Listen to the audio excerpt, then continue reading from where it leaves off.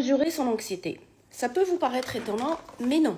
Il y a un score mondialement connu pour mesurer son anxiété et avec ce score que je vais te donner, les outils de mesure, tu vas savoir si ton anxiété est pathologique ou non.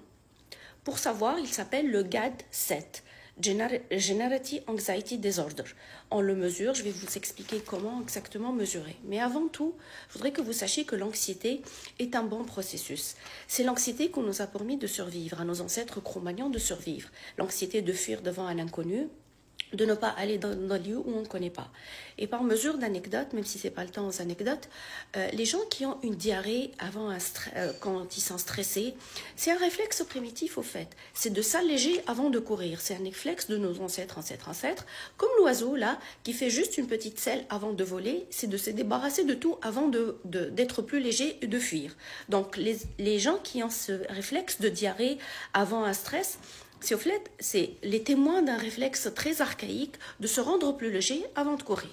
Pour l'anxiété, le fameux score GAD-7. Je vais vous le laisser, il est en bas, tout écrit. Il y a 7 critères comme ce nom l'indique. 1. Nervosité, sensation de nervosité, d'anxiété ou de tension. Incapable d'arrêter de s'inquiéter, de perdre le contrôle. Inquiétude de tout et de rien. Difficulté à rester d'entre. Agitation. Difficile de rester tranquille. Difficile à avoir peur de quelque chose d'anormal qui va arriver.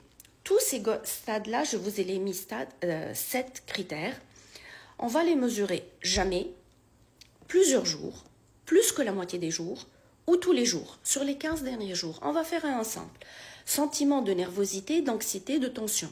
Jamais, plusieurs jours, plus que la moitié des jours, ou presque tous les jours. 2. Incapable d'arrêter de vous inquiéter ou de contrôler vos inquiétudes.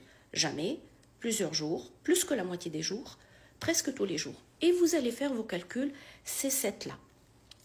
D'habitude, moi, c'est 0, mais aujourd'hui, un grand homme est parti, donc c'est plus que 3 aujourd'hui même.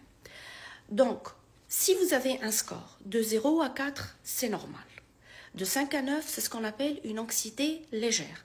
La technique de respiration dont j'ai fait une vidéo, 4-4-4, je vous pine la vidéo, elle est incroyable et elle fait du bien avec une marche 30 minutes par jour, c'est prouvé par toutes les expériences scientifiques.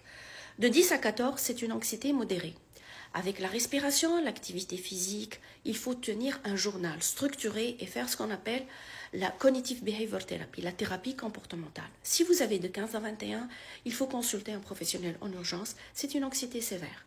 Donc voici aujourd'hui comment mesurer vraiment son anxiété.